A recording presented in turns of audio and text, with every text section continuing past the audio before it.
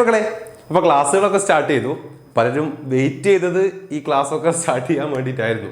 അപ്പോൾ എന്താണ് class start ചെയ്ത് നമ്മളിപ്പോൾ കൃത്യമായിട്ട് മകൾക്ക് മനസ്സിലായിട്ടുണ്ടാവും ഈ വർഷം അല്ലെ എന്തൊക്കെയാണ് പഠിക്കാനുള്ളത്, എങ്ങനെയാണ് ഈ വർഷം മുന്നോട്ട് പോകേണ്ടത്, സ്കൂളിൽ നിന്നായാലും അല്ലെങ്കിൽ എന്താണ് ഫ്രണ്ട്സിൻ്റെ അടുത്ത് നിന്നായാലും ഒക്കെ കൂടെ നിങ്ങൾക്ക് കൃത്യമായി ഇപ്പം മനസ്സിലായിട്ടുണ്ടാവും. റെഡി?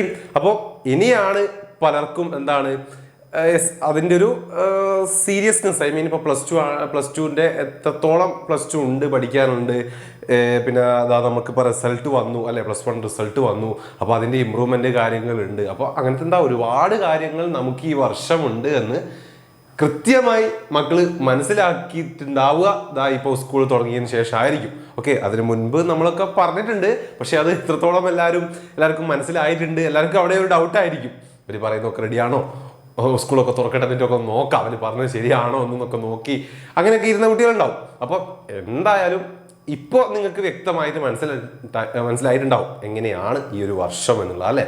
സോ ഇപ്പോഴായിരിക്കും പലരും എന്ത് തീരുമാനിക്കുന്നുണ്ടാവുക, ഇനി പഠിച്ച് തുടങ്ങണം എന്നുള്ള തീരുമാനങ്ങളും ഇപ്പോഴായിരിക്കും പലരും എടുത്തിട്ടുണ്ടാവുക. സോ അതുകൊണ്ടാണ് പറയുന്നത്, ഇനി നമുക്ക് ഓപ്ഷനും കാര്യങ്ങളും ഒന്നുമില്ല അല്ലേ. ഇനിയിപ്പോൾ എന്ത് ചെയ്യണം അല്ലെങ്കിൽ കുറച്ചുകൂടെ കഴിയട്ടെ എന്ന് ചിന്തിച്ചിരിക്കുന്ന ടൈമൊന്നും നമുക്കില്ല.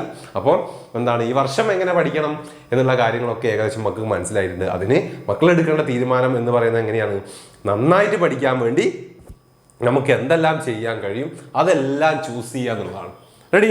അതിന് നിങ്ങൾക്ക് നമ്മുടെ ബാച്ചിനേക്കാൾ നല്ലൊരു ഓപ്ഷൻ വേറെ ഉണ്ട് എന്ന് പറയാനില്ല. ഓക്കെ, വേറെ ഉണ്ട് എന്നില്ല. റെഡി? വേറെ ഒന്നില്ല, അതാണ് കറക്റ്റ്. Okay, ready? അപ്പോൾ അതുകൊണ്ടാണ് പറഞ്ഞിട്ടുള്ളത് ഇനി നമുക്ക് പഠിക്കേണ്ടതാണ്.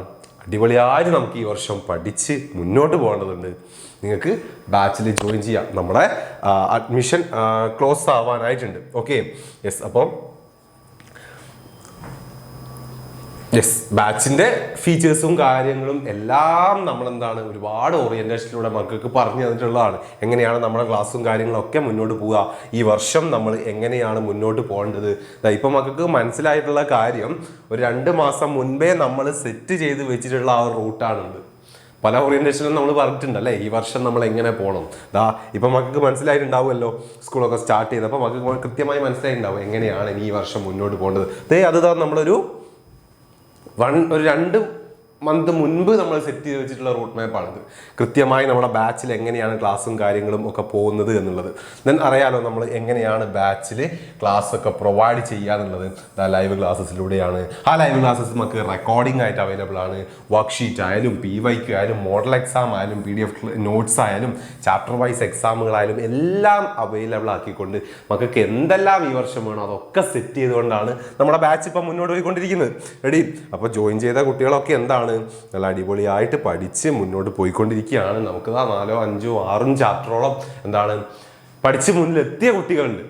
അപ്പോൾ ഇപ്പോഴും ജോയിൻ ചെയ്യാനൊക്കെ ബാക്കിയുള്ള ആളുകൾക്ക് ഇതൊരു അവസരമാണ്. കാരണം നമ്മൾ അഡ്മിഷൻ ക്ലോസ് ആവാൻ പോവുകയാണ് നമ്മുടെ. Okay, 10th. Okay, 10th June. Okay, 10th June, അതായത് ട്യൂസ്ഡേ വരുന്ന ചൊവ്വാഴ്ച നമ്മുടെ ബാച്ചിൻ്റെ ലാസ്റ്റ് ബാച്ചിൻ്റെ ഓറിയൻറ്റേഷനും അതേപോലെ അഡ്മിഷൻ ക്ലോസിങ് ടൈമുമാണ്. മറ്റ് ബാച്ചുകളിലൊക്കെ അഡ്മിഷൻ ക്ലോസിങ് ടൈമാണ്. അപ്പം ലാസ്റ്റ് നമ്മുടെ അവസാനത്തെ ബാച്ചാണ്, ലാസ്റ്റ് ബാച്ചിൻ്റെ ഓറിയൻറ്റേഷനാണ്. ലാസ്റ്റ് ബാച്ചിൻ്റെ ഓറിയൻറ്റേഷനാണ് 10th ജൂണിന് നടക്കാൻ പോകുന്നത്, വരുന്ന ചൊവ്വാഴ്ച. അപ്പം ഇതുവരെ ബാച്ചിലൊന്നും ജോയിൻ ചെയ്യാത്ത കുട്ടികളുണ്ടെങ്കിൽ, പഠിച്ചു തുടങ്ങാത്ത കുട്ടികളുണ്ടെങ്കിൽ പെട്ടെന്ന് തന്നെ എന്ത് ചെയ്യുക, ബാച്ചിൽ ജോയിൻ ചെയ്യാൻ. നമുക്ക് പഠിക്കണം. ഇനിയും ഇങ്ങനെ മുന്നോട്ട് പോയി കഴിഞ്ഞാൽ, അല്ലെങ്കിൽ ഒരു യൂട്യൂബ് ക്ലാസ്സുകളൊക്കെ കണ്ട് ഈ വർഷവും മുന്നോട്ട് പോവാം എന്നൊക്കെ വിചാരിക്കുന്ന കുട്ടികളാണെങ്കിൽ നിങ്ങൾക്ക് ഒരുപാട് നഷ്ടങ്ങൾ ഉണ്ടാവും, ഒരുപാട് കാര്യങ്ങൾ നഷ്ടം ഉണ്ടാവും. ആ നഷ്ടങ്ങളൊക്കെ നിങ്ങൾക്ക് എഫക്റ്റ് ആവുക എപ്പോഴാണ്, ഒരു എക്സാം ടൈം ആവുമ്പോഴാണ്. റെഡി? നമുക്കറിയാം ഓരോ വർഷം കഴിയുമ്പോഴും നമ്മുടെ റിസൾട്ട് താഴോട്ടാണ്. ഓക്കെ, സോ അങ്ങനത്തെ കാര്യങ്ങളൊക്കെ മനസ്സിൽ വെച്ചുകൊണ്ട് എന്ത് ചെയ്യുക, പെട്ടെന്ന് തന്നെ ബാച്ചിൽ ജോയിൻ ചെയ്യുക. നമുക്ക് ഇനിയും വൈകിയ കുട്ടികൾ എന്ത് ചെയ്യാൻ പാടില്ല, ചൊവ്വാഴ്ചതിൻ്റെ അപ്പുറത്തേക്ക് വൈകാൻ പാടില്ല. ഓക്കെ, പഠിച്ച് നന്നായിട്ട് പഠിക്കേണ്ടതുണ്ട്, പഠിച്ച് തുടങ്ങേണ്ടതുണ്ട്. നന്നായിട്ട് തന്നെ എക്സാമിന് നമുക്ക് പ്രിപ്പയർ ആവേണ്ടതുണ്ട്. ഓക്കെ, അപ്പോൾ മക്കളെയൊക്കെ ബാച്ചിൽ കാണാൻ പറ്റും എന്നുള്ള വിശ്വാസത്തിലാണ് സാറ് നിൽക്കുന്നത്. അപ്പം നമുക്ക് വീണ്ടും കാണാം പുതിയ വീഡിയോ ആയിട്ട്. ഇതുവരെ ബൈ.